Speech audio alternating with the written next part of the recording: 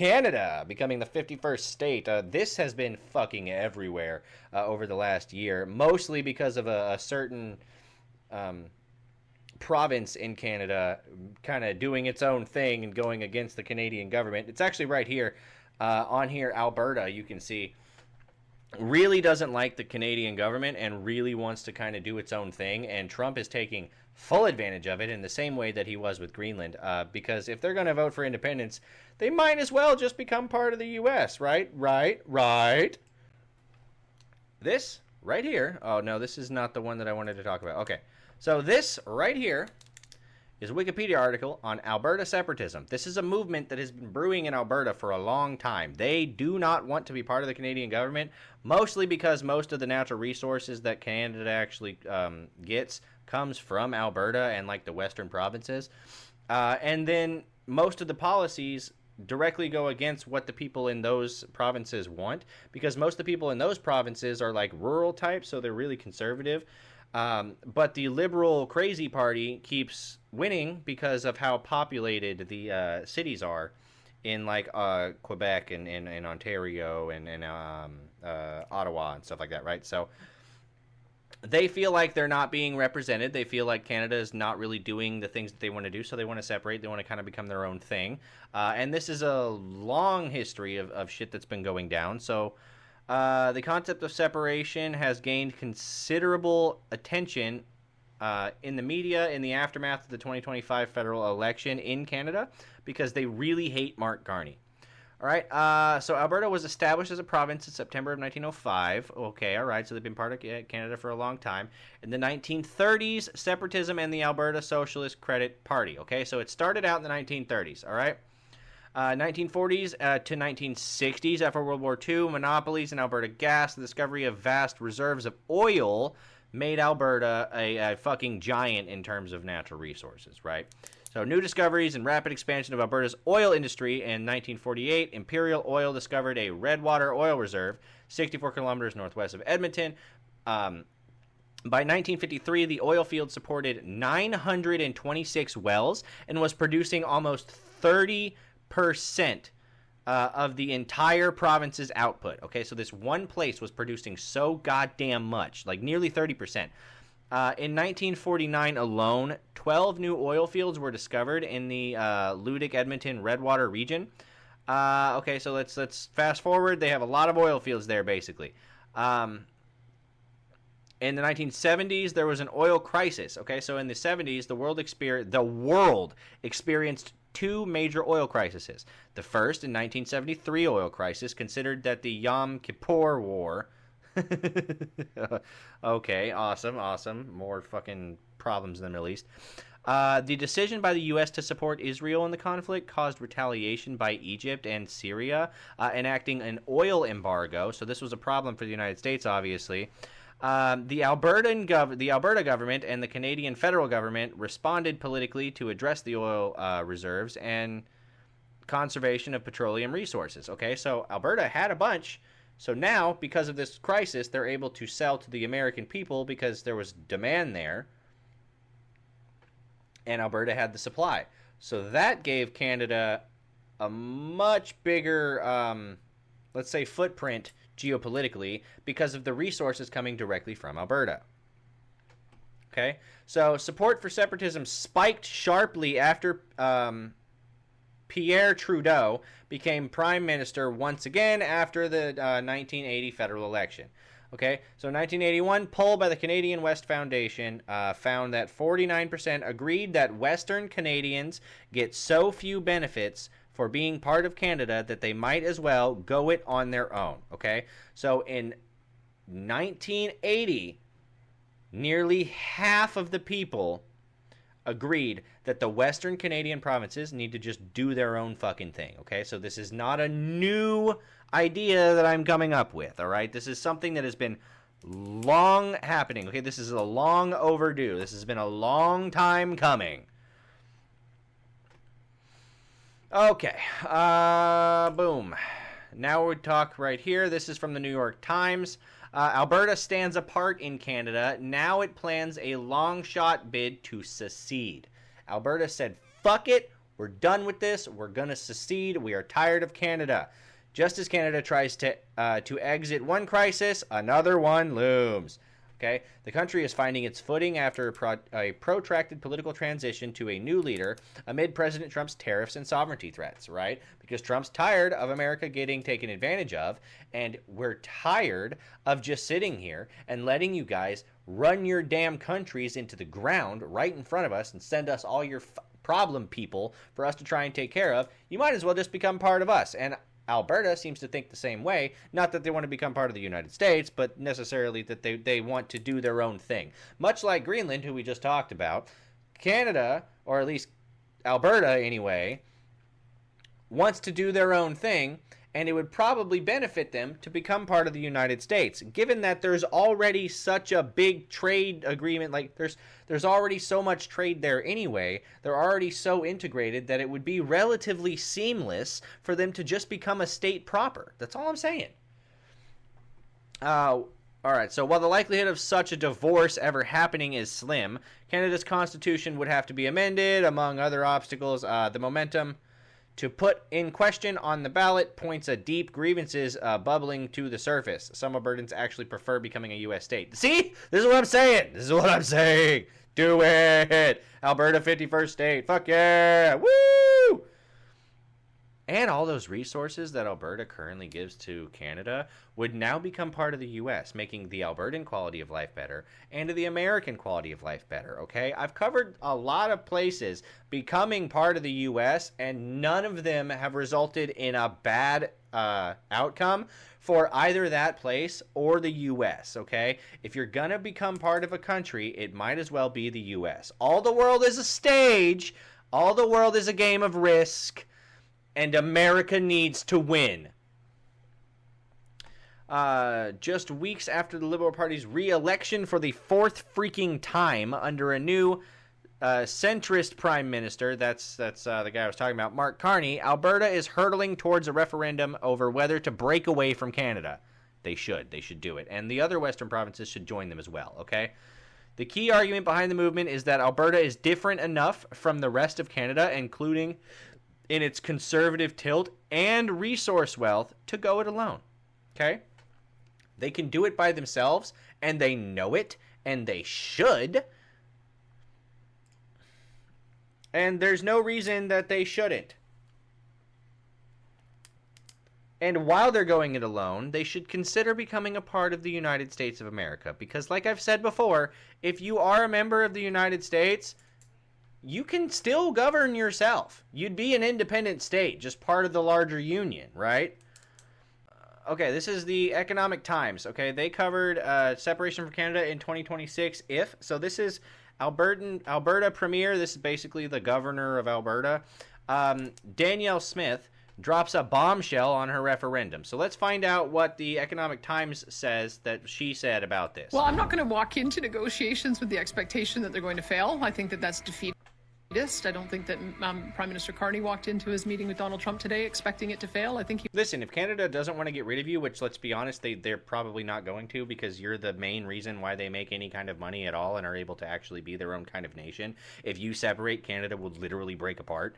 But that doesn't really matter, because you're going to become part of the United States, who you have a larger trade relationship with anyway, right? Yeah, come on, Danielle, join us. You can be the governor of Alberta. he walked in hopeful. Why did you make the decision to have your speech yesterday at 3 o'clock, just a day before Carney's meeting with Trump?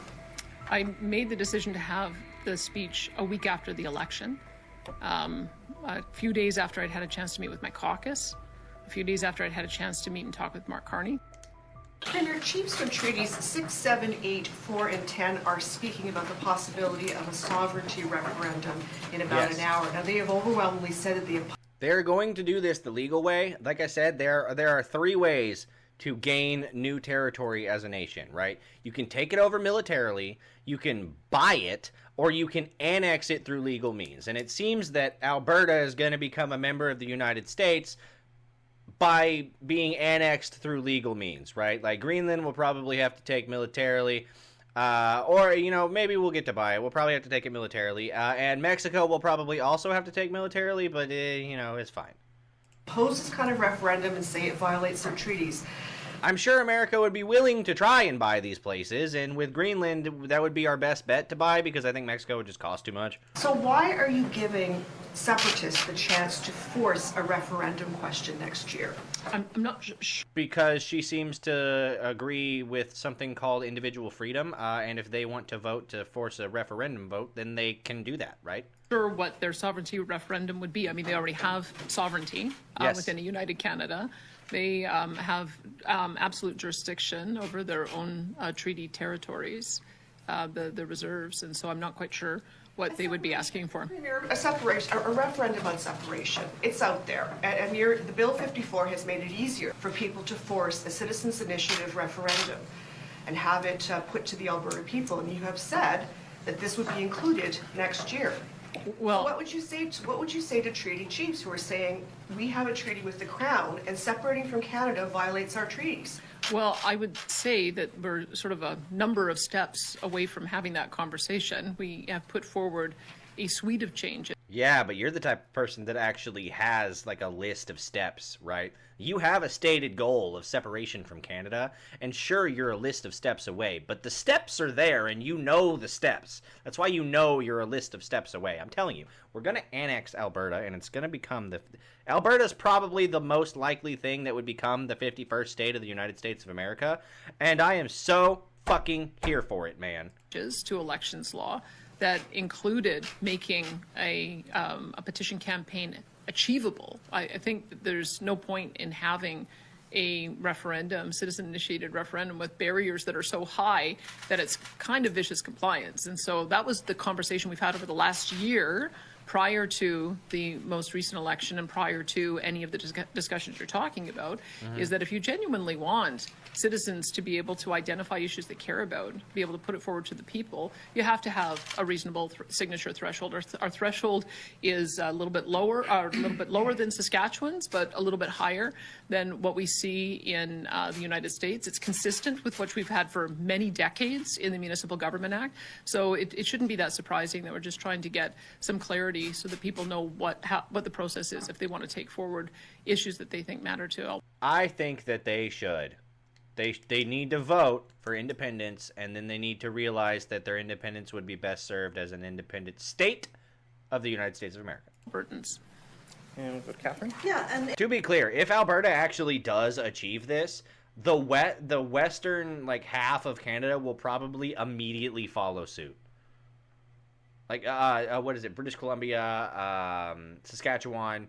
They will immediately follow suit. I don't know about Quebec, but I know Quebec's tried to secede before, and they almost did it.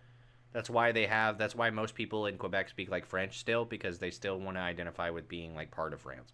in asking for this guaranteed access to the three oceans, how does that respect other provincial jurisdictions? Honestly, fuck other provincial jurisdictions. That's all I'm saying.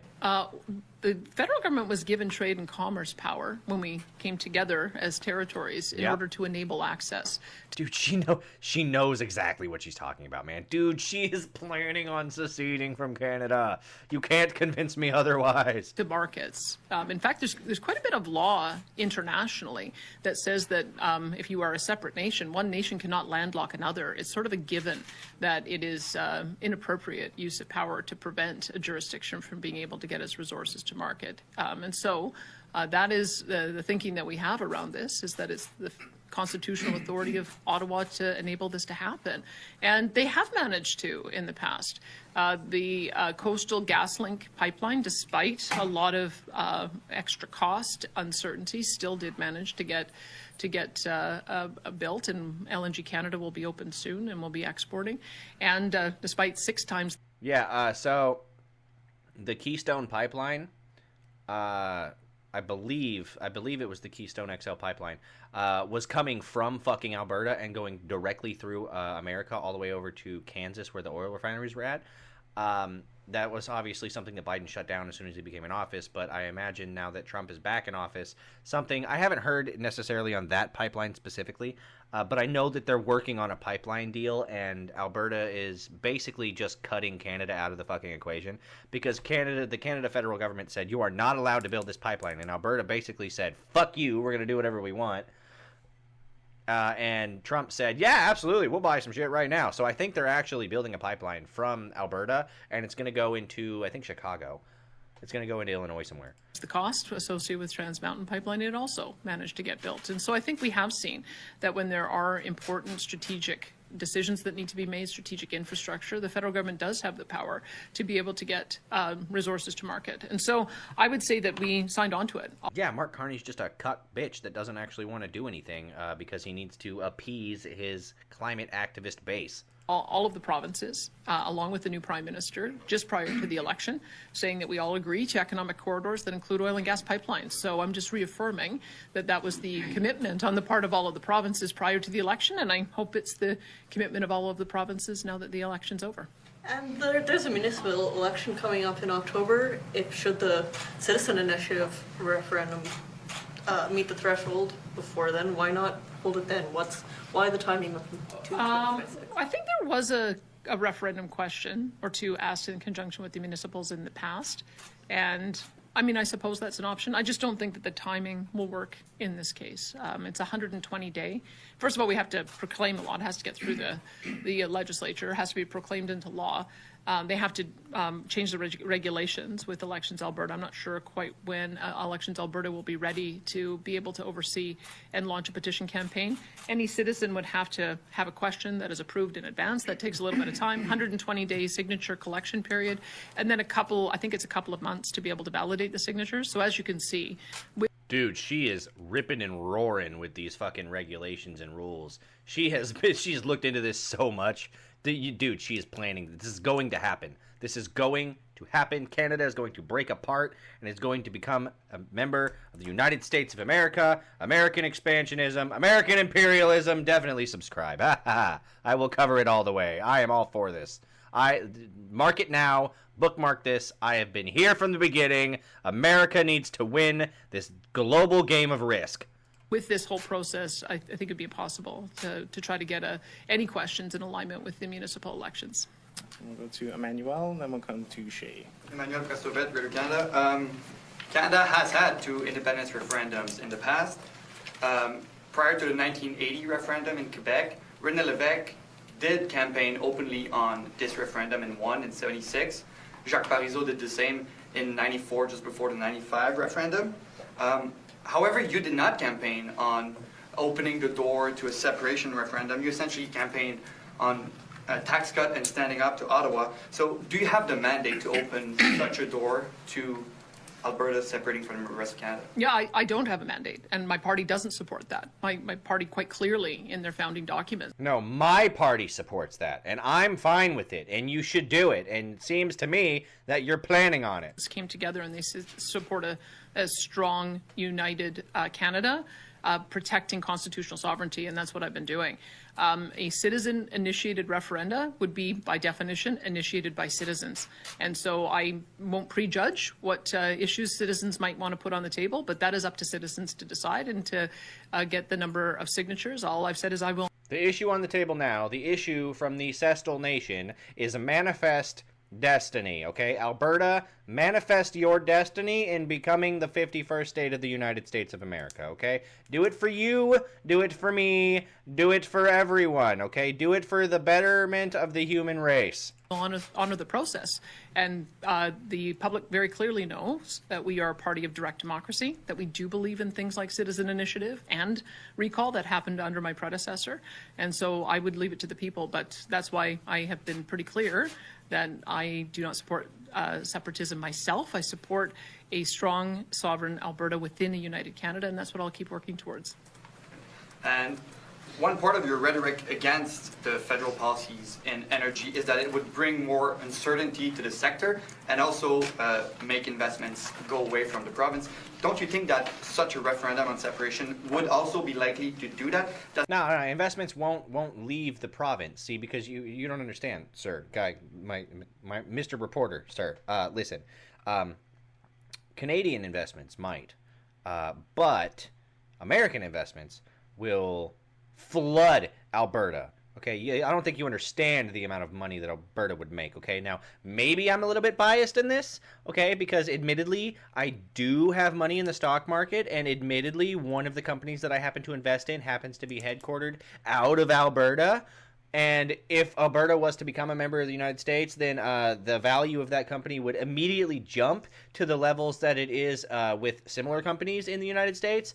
And I would make a lot of money, sure, but it would be really good for the people that live in Alberta too, because as much as I would make money because I invest in that company, the people that actually work at that fucking company would probably make a hell of a lot more money. That's all I'm saying. That's certainly what the rest of Canada said to Quebec about their two referendums. Well, I guess I'll wait and see if any questions come forward, if anything gets registered, if 177,000 signatures get accumulated. I mean, I think you're jumping ahead a number of steps. None of that has happened right now. There isn't a question on the table. There isn't an active petition campaign.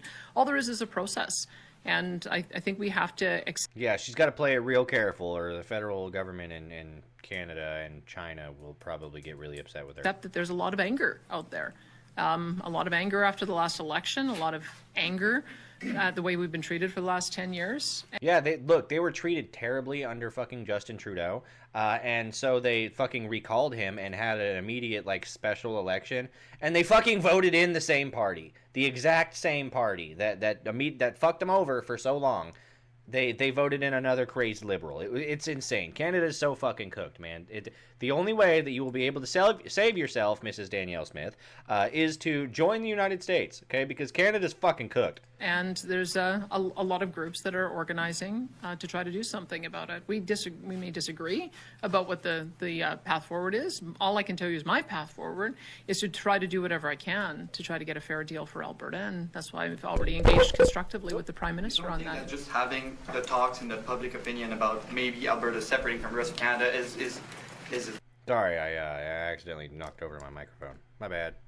Is bad for Alberta? Well, those talks have been going on for some time. The level of support for a motion like that, I've been monitoring this for decades, and it's always ebbed and flowed, been as high as 30% in the past. I think it might be a little bit higher today, but that has always been in the background.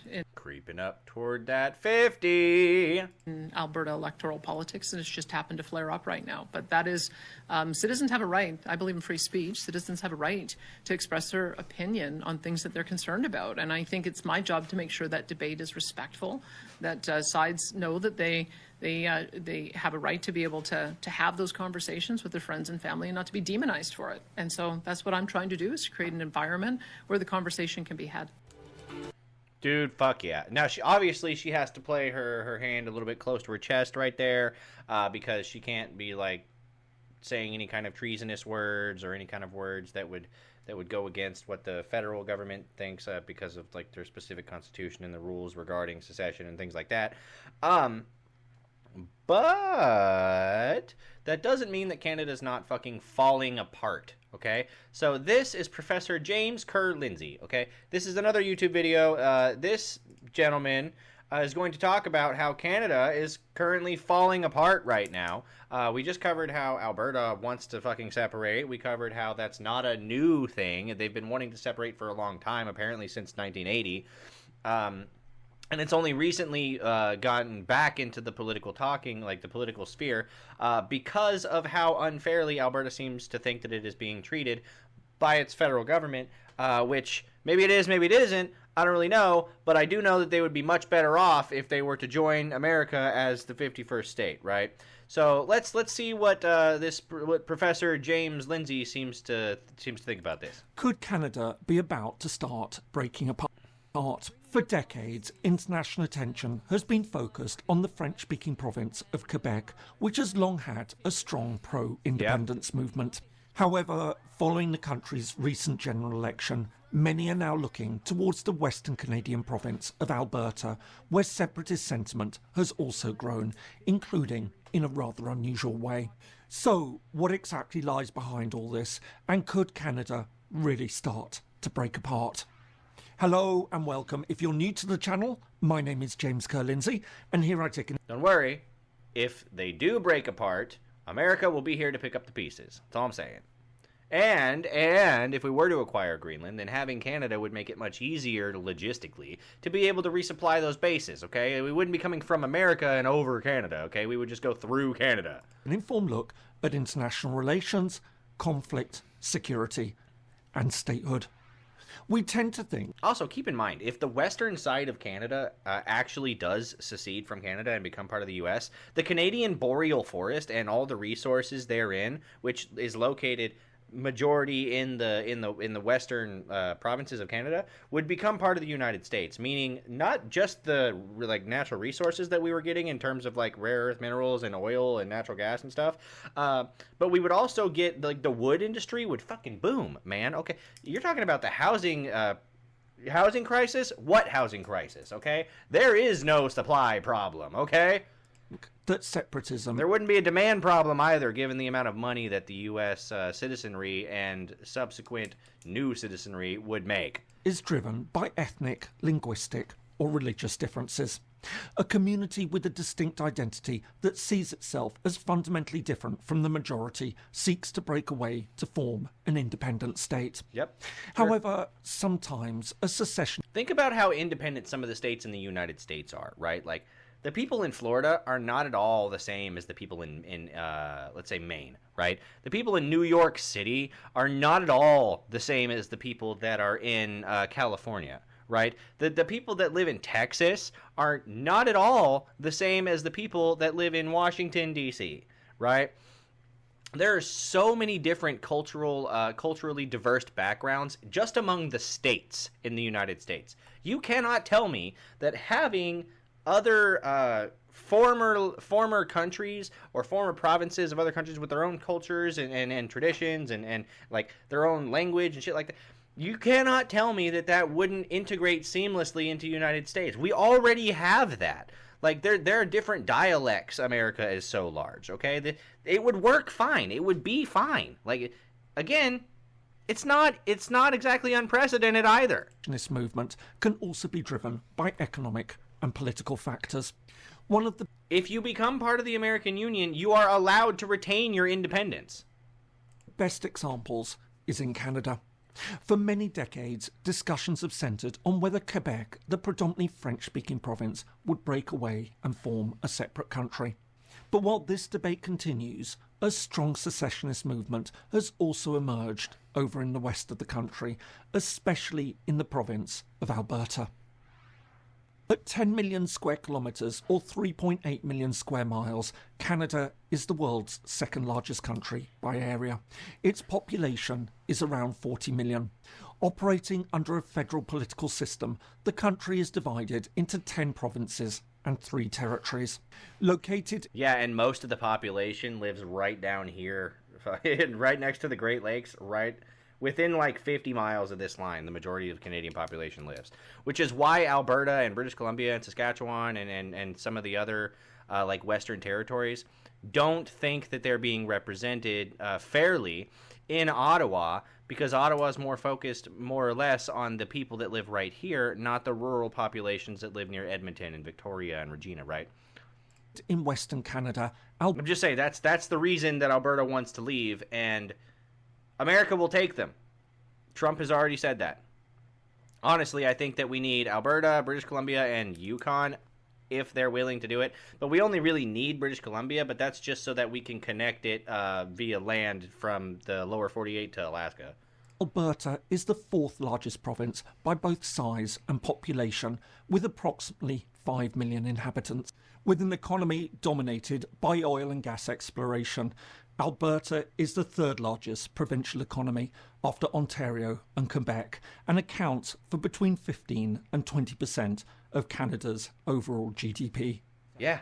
While Canada has a long and rich history of human settlement stretching back thousands of years, our story begins in the late 15th century with the arrival of European explorers. Over the following centuries, Britain and France established extensive colonies in North America. You say New France. Oh yeah, this was before America decided to own this half of the planet, This lasted which we don't completely own yet.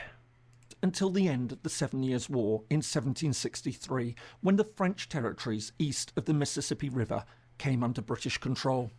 In 1791, following the emergence of the United States of America, much of the remaining British-held territory in North America was divided into two parts: the predominantly French-speaking Lower Canada, known as Quebec, and the English-speaking Upper Canada.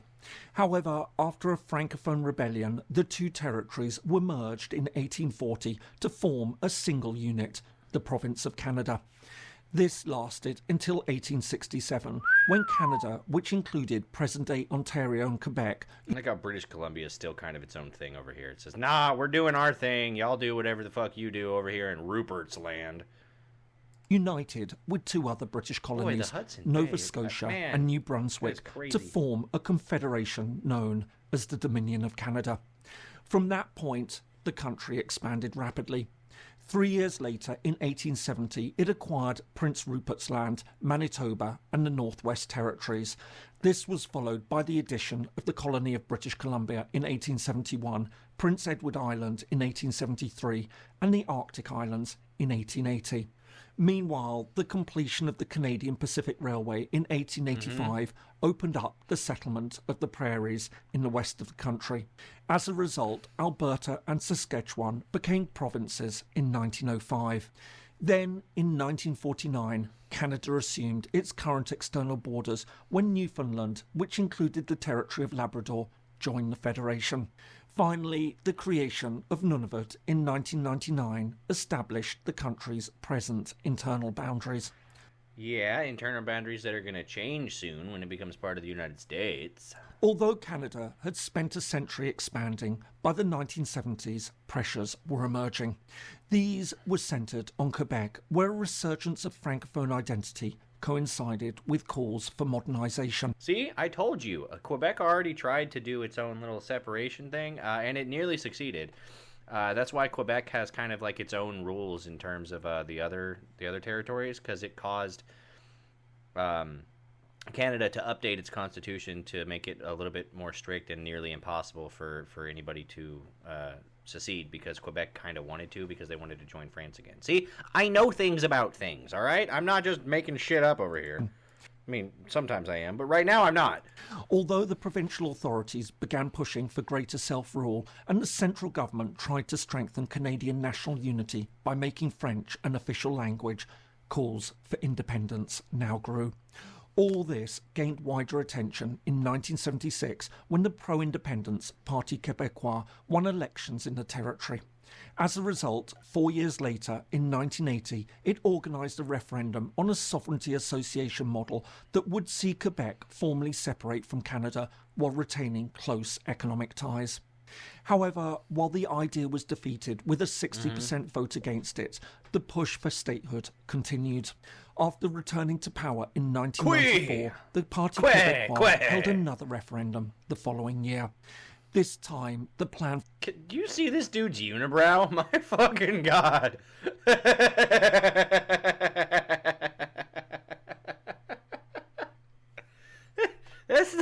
That's the face of this Quebec movement, man.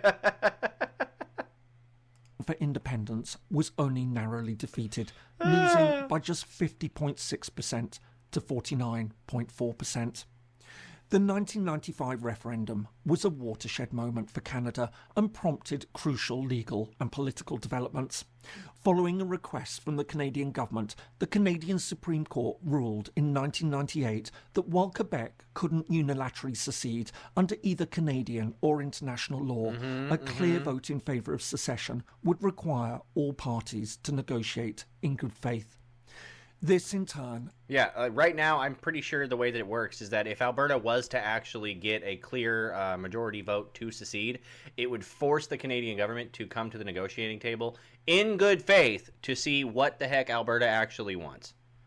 Right now they have no reason to listen to Alberta, but if they vote to secede, they would be forced to by the Canadian Constitution. led to the passing of a new law, the Clarity Act, in 2000. Yeah. This established... This is the law that I was talking about, where they had to go in and like redo the things because Quebec nearly seceded in their secession thing. ...terms for any future independence process. In addition to requiring that any referendum must pose a clear question, it also mandated that all provinces and Indigenous peoples be involved in any subsequent negotiations. It also stipulated that a formal constitutional amendment would be necessary for any secession. Although Quebec refused to accept the law, the Clarity Act has nevertheless come to be viewed as providing a framework for any future secession. Yeah. But since then, the situation has evolved considerably. While the campaign for Quebec independence still has a solid base, broader support in the province has declined. Indeed, latest polling suggests that around 30 to 40% support breaking away and establishing a separate independent state. However, this certainly doesn't mean that separatism has disappeared in Canada. Instead, attention has increasingly turned to another very different secessionist movement, this time in the Western Canadian province of Alberta. Although the independence movement in Alberta isn't as well known as the one in Quebec, it also has a long history. It fucking is now, I promise you that. And deep roots. Almost as soon as it joined the Federation in 1905, Alberta felt politically marginalised and economically exploited. Most notably, unlike the older federal provinces, it wasn't given control over its own resources until 1930. However, the crucial turning point came in the 1980s when the Canadian government, under Prime Minister Pierre Trudeau, introduced a nationwide energy policy, the National Energy Programme, the NEP. For many in the oil and gas-rich West, this was seen as a power grab by the federal government, especially as many argued it redistributed income from the energy-rich states to the other parts of the... This is what I'm talking about. They don't feel like they're being represented fairly because of the amount of money that they can make and the amount of natural resources that they provide to the Canadian government. They don't feel like they're being represented necessarily fully for their interests. It's more or less being represented for the interests of the other non-resource producing provinces. The country. All this had a significant impact in Alberta, where latent suspicion of the federal government was combined with a strongly conservative political streak. Yeah. As a result, an openly separatist political party now emerged, the By the way, this whole movement's known as Wexit, Western Exit. Western Canada concept. However, while this gained some initial traction, even winning a seat in the Provincial Assembly, by the late 1980s, the movement had died down as debate increasingly turned to greater autonomy within Canada. Meanwhile, under Stephen Harper, an Albertan who served as the Conservative Prime Minister of Canada from 2006 to 2015, separatist sentiment in Alberta largely receded from public view. I hope you're finding this interesting. If so, please do give it a like and perhaps subscribe to the channel if you haven't already. Yeah, definitely like It and subscribe to his all channel. really helps. He's pretty good, yeah. Thanks so much. And now, back. Definitely like and subscribe to his channel, Professor James Kerr Lindsay over here on YouTube. And while you're there, definitely subscribe to my channel because I'm covering the coolest of things, the American expansion across the planet. To the video. But while independence had been pushed off the political agenda, it certainly hadn't disappeared. Over the past decade, it's made a remarkable resurgence. This has been driven by two interrelated factors. First of all, a decade of Liberal Party rule under Prime Minister Justin Trudeau, the son of Pierre Trudeau. This is the guy that they got rid of before electing Mark Carney, who is the same fucking party member. I swear to God. They got rid of this dude because he was doing such a garbage job. And by the way, I'm pretty sure the rumor is that he's related to Fidel Castro. But he was doing such a shit job that they called like a special election and fucking got rid of his ass. And they immediately elected a member of his party. Mark Carney is a member of the Liberal Party as well. created an increasing sense of political marginalisation. Notably, despite winning the 2015, 2019 and 2021 national elections, This is the difference between America and Canada. He was represented as the fucking most powerful person. He was essentially the Canadian president, okay? And he had 3 terms, okay? America only has 2. That's all I'm saying. America's better. the Liberals saw We're talking about no kings. That's all I'm saying. their share of the vote fall to just under 14% in Alberta. Secondly, many Albertans saw the Liberal Party's policies as fundamentally opposed to the province's economic interests, especially regarding the energy sector. Yeah, no, they make it damn near impossible, and they don't want any more pipelines to be built. They don't want any more refineries to be built. They are actively, basically castrating the fucking Albertans' economy. It's crazy. Additionally, a federal revenue sharing arrangement, the so-called equalisation formula, Yeah, is also give us widely your money. resented in Alberta, where many believe that the province contributes disproportionately to federal revenues despite its own economic problems. All this led to a growing sense that the existing federal arrangements were working against Alberta and in turn fed separatist sentiment. I think justifiably so. Justifiably so. Indeed, opinion polls in 2020 and 2021 indicated that as many as 40% of Albertans would vote for independence if But the spread between definitely yes and definitely no is not that high. Like, it's add the people that are not sure into the yes, and you've nearly matched the definitely vote no. Okay? Add the leaning yes to it, and you have more than what would be for, like, even if you add the leaning no and the definitely no people together, right? Because let's say if you add these together, it's like 50%. Yeah, 50% exactly, right? 25 plus 16 is 31.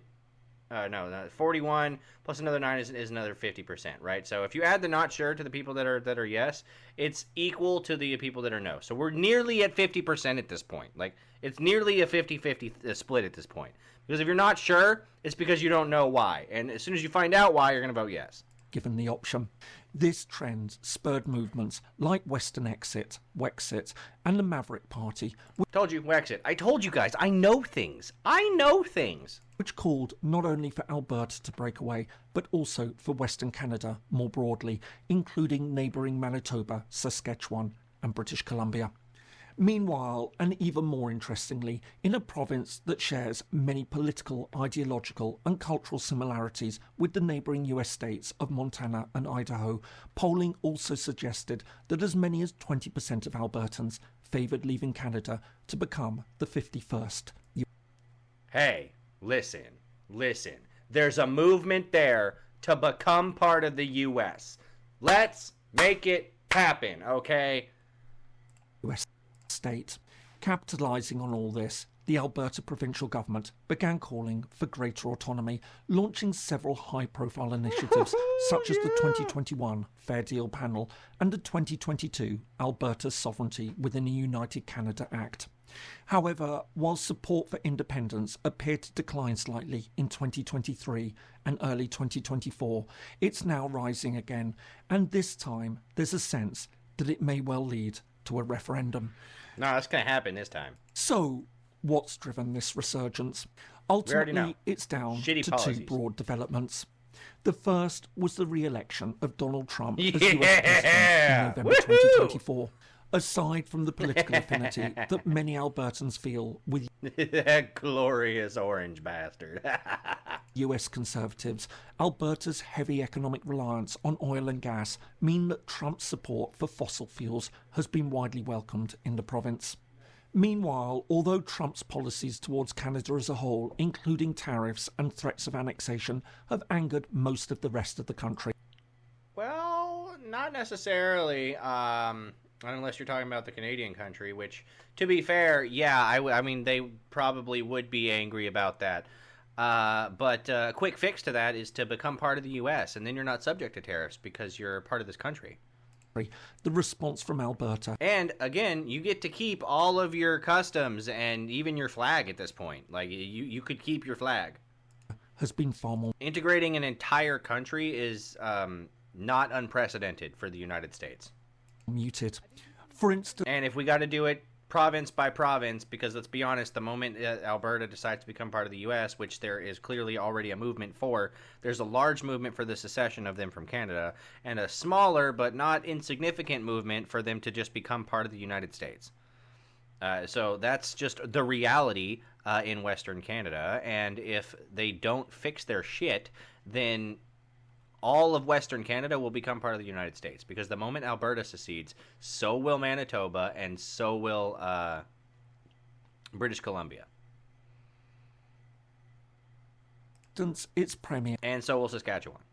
Danielle Smith, who's been accused of flirting with the pro-independence movement, refused to endorse a joint federal Look, the pro-independence movement's hot, all right? That's all I'm saying. You catch me in a dark alley with a pro-independence movement, and, oh, I don't know, pants might be coming off.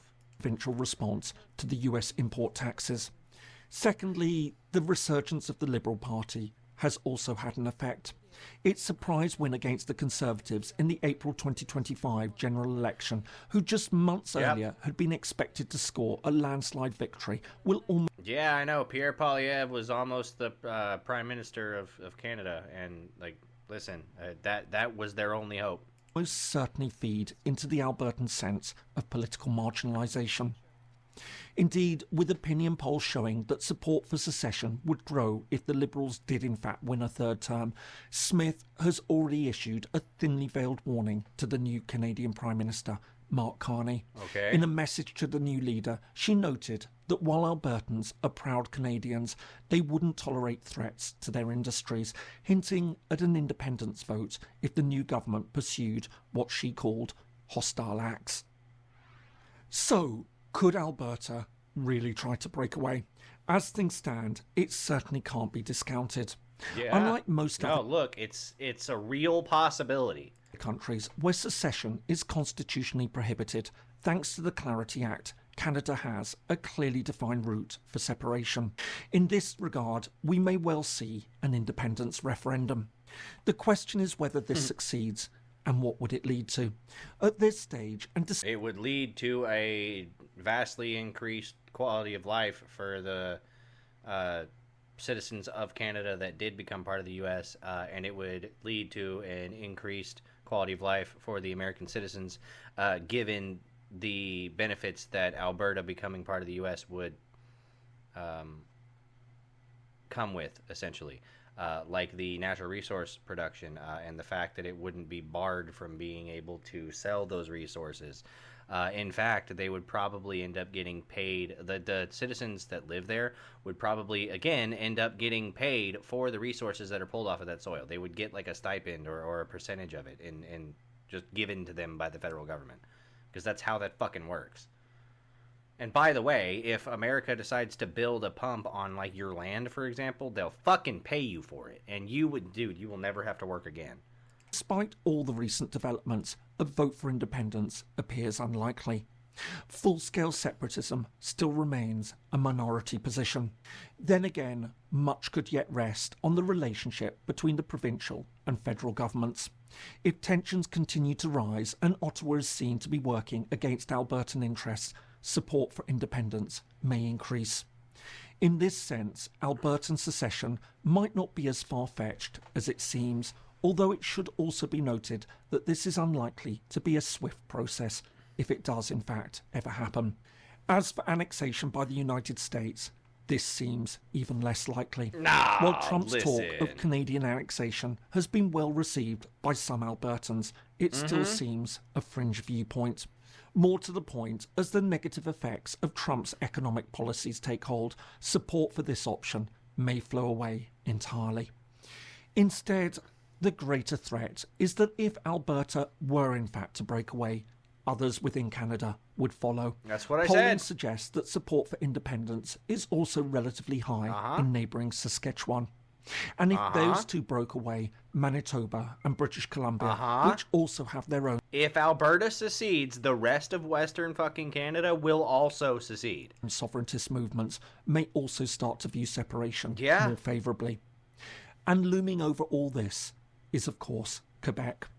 If others leave, it may also begin a new push to break away. And it's Yeah, but listen, if the other ones become part of the United States, America would never let Quebec become part of France. That would never happen. for all these reasons that the debate currently taking place in Alberta may yet have far more significant implications for the future of Canada than any of Trump's seemingly hollow threats to annex the country. It's not seemingly hollow. Listen, so this video was made 5 months ago. I don't blame him. He doesn't have access to the same information, okay? It's not seemingly hollow threats to annex the place, okay? We need to make Alberta great again, all right? And this is how we do that, okay? So this is from Substack, all right? Make Alberta great again. Last week I was in Alberta, Canada, to give the keynote speech, yada, yada, yada, yada, yada. This is some dude's opinion article, right? Where are we at now? Alberta is teeming with energy resources, hence the site for an energy forum, and it accounts for most of Canada's production and resources. In 2023, it was responsible for 84% of Canada's crude oil and 61% of its natural gas. Okay? That means most of Canada gets its shit from Alberta. The province's oil sands alone account for 97% of the country's proven oil reserves. There's an also significant coal in the province and massive solar and wind potential. Okay, because Alberta's fucking a huge province with like in the mountains and valleys and shit like that, so there's a lot of fucking wind there. Okay, Alberta has access to many energy resources, right? Oddly enough, in this abundance of resources, it has been a source of tension between provinces and the federal government, okay? Because it's weird that we have access to all these resources and we do so much for you and you don't do anything at all to take care of us. Eastern political leaders in the grips of climate hysteria have sought to stifle the province's energy industry through environmental regulations, emissions caps, carbon taxes, and the cancellation of pipelines. Yeah, no, they're actively trying to curtail how, let's say, productive and powerful Alberta could become, okay? And if they're part of Canada, fucking Canada benefits from this. I don't know why they would want to do this at all. The federal government even banned tankers from loading oil off of the country's west coast, strangling exports to Asia. Yeah, they didn't want any ports on the fucking west coast of Canada. Why not? Like, it doesn't make any sense.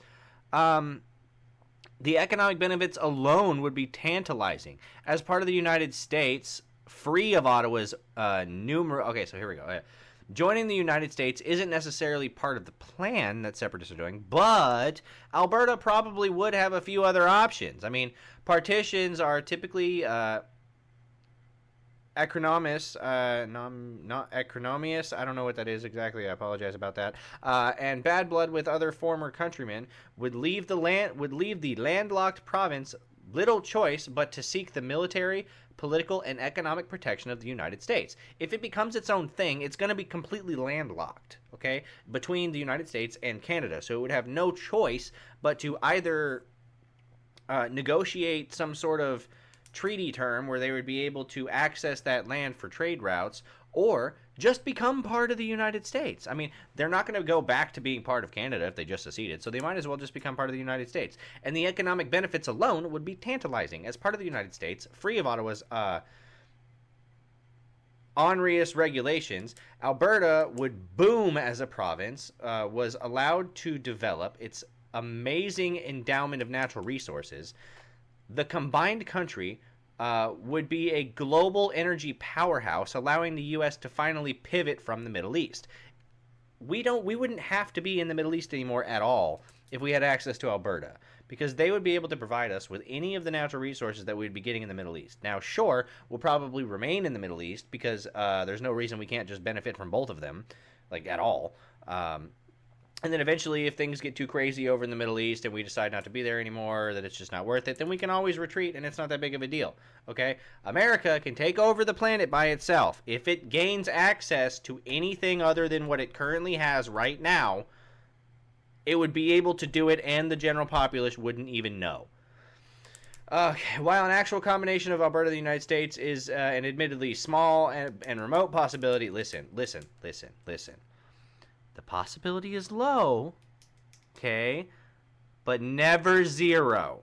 Okay, it's low, but it's not zero. There's not a 0% chance that it'll happen. And we would be able to do it without bloodshed, too, because they would just vote to become part of the U.S., which admittedly would be best for them, okay? Regardless of whether Alberta secedes or upon secession joins the United States, the mere act of exploring the possibility will improve Alberta's position in the Canadian world, yada, yada, yada, right? So they need to become part of the United States. They've already discussed it with the White House several fucking times. And I know that because Alberta separatists boast cabinet... yeah, sure, why not? Alberta separatists boast cabinet-level meeting with the Trump administration. Okay, so this is the guy we actually saw in the photo a second ago. Do you agree that the province of Alberta shall become a sovereign country and cease to be a province of Canada? Wow. Okay, so Washington, D.C. says that 3 men from Alberta gathered in a government building in Washington, D.C. this week to meet with cabinet-level U.S. officials about the potential for American support for an independent Alberta. Okay, so they are actively discussing this with Trump's administration right now. Okay, you cannot tell me that if America is going to back their independence, which, by the way, Trump probably absolutely totally would do. That's something that he would just do. You can't tell me that if they're going to talk about backing their independence, that they're not also going to talk about them just becoming a member of the United States, because that would benefit them more than them becoming an independent nation. Okay, so Albertans want lower taxes, deregulation, and more control over policing, immigration, and trade. All things that the Trump administration actively takes part in for the American population right now. Okay, so look, they're already talking to President Trump's cabinet. And I guarantee you they're discussing becoming a member of the United States. Like, sure, they're discussing secession from Canada. They're also discussing becoming a member of the United States. Let's see if I can push for referendum. Do you agree that the province of Alberta shall become a sovereign country and cease to be part of the... Blah, blah, blah. That's the question. That's the question that they're asking as Premier Smith has gone around in the Alberta Next panels. She does not seem to have any real appetite for a broader sovereignty conversation insofar as Alberta moving itself from Canada. Again, she's in a specific position where she can't really discuss going, you know what, no, I don't want to be part of Canada anymore. I want to be part of the United States. She can't say that. But officials can meet with the Trump administration and discuss it with them. Okay, my objective is to have a strong and sovereign Alberta within... Yeah, no, we already covered that, okay? So 3 people from Alberta gathered in Washington, D.C. to discuss with Trump's cabinet-level U.S. officials about the potential of American support for an independent Alberta, okay?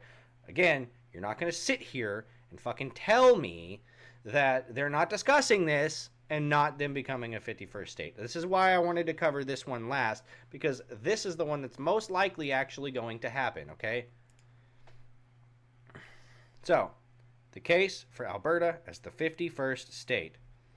Okay, Alberta would make a great 51st state. I know, I've been saying this for the last fucking hour. Okay, it has a population of 4.8 million, which is not crazy. Okay, there's plenty of states that have a similar population to that. Okay, and a gross domestic product of $244 billion in 2024. Okay. This would rank us 27th among the 50 states, okay? Because California, which is super high, and then there's Texas, and there's New York, and so if Alberta were to become a member of the U.S. Union, it would become 27th in terms of GDP for the USA. This just tells you how rich the U.S. is. Okay, it has 4.8 million people, which is not unrealistic and a decent size. Just behind South Carolina in terms of GDP.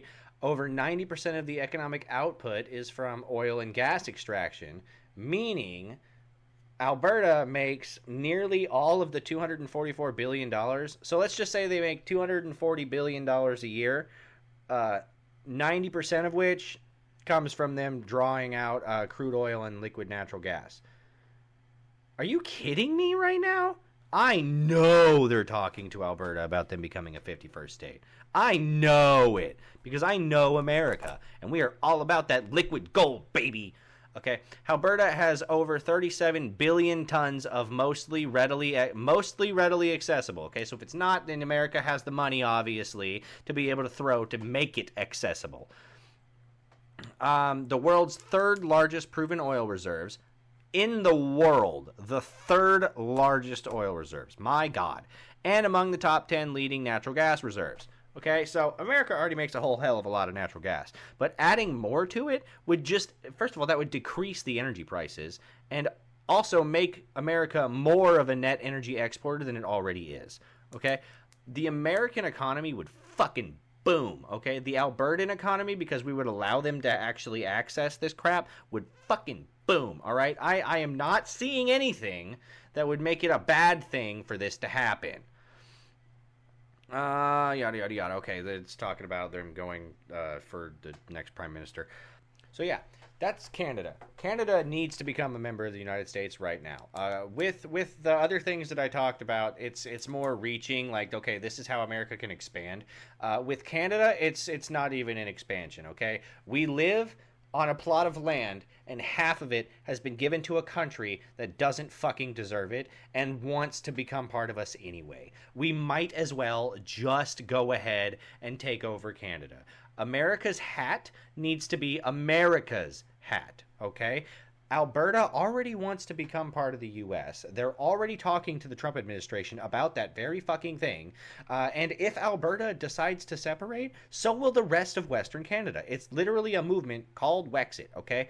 I covered Canada last because Canada is the most likely thing to actually become the 51st state of these United States, okay? All the world is a risk game, and America needs to win, and there's no reason Canada needs to be a part of that other than as a state among the United States of America. It is not unprecedented for America to absorb a nation, and we need to start doing it again. Definitely subscribe to me on Rumble, unless you are tired of Rumble, and then subscribe to me on YouTube. Unless you're tired of that, and then go over to Rumble. I'm everywhere, okay? Follow me on X because I make based opinions and I am a cool person to hang out with and talk to. So I will see you guys next week. Bye.